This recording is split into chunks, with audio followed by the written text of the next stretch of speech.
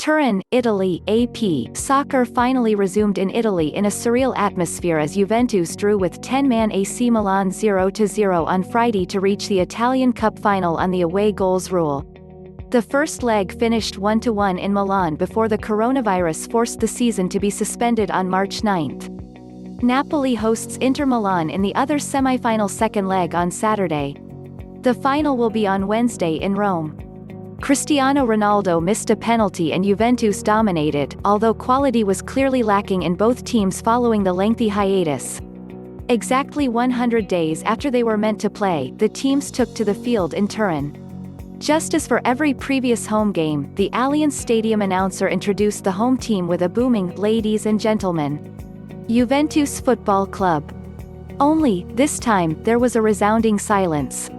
The catchy Juventus anthem, which is normally sung enthusiastically by 40,000 fans holding their scarves above their heads, was played loudly over the tannoy, but also greeted by silence. Juventus and Milan walked out separately into the eerie setting and, somewhat ironically, held a minute's silence for the more than 34,000 known people who have died from COVID-19 in Italy. That was immediately followed by applause for healthcare workers. There was also a show of support for the Black Lives Matter movement. Milan's warm-up jerseys bore the words and Juventus wore ones with the words, "No racism." New rules limit the maximum number of people in stadiums to 300, including the teams, officials and media. The absence of fans meant the players' voices could clearly be heard and they echoed inside the cavernous stadium, as did the applause and jeers from the team benches, most noticeably for the penalty incident in the 15th minute. The penalty was awarded on video review for a handball by Andrea Conti. Cheers from the Juventus bench turned to groans as Ronaldo fired the spot kick onto the base of the left post.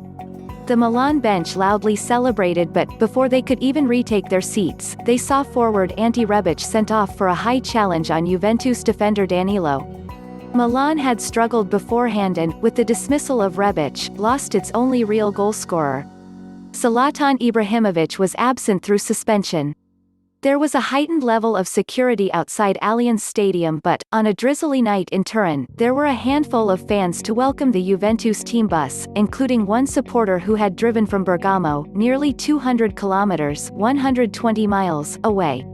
"I wanted to see the team a bit, seeing as it's been 4 months that we haven't seen them. To give my support from outside," 47-year-old laborer Massimiliano Balduzzi said before leaving to watch the match in his hotel room. "Unfortunately, we can't go in because of everything that's happened. Let's hope they open the stadium as soon as possible. I see it as being hard, but we all need to have patience." After the cup final, Serie A will restart on June 20.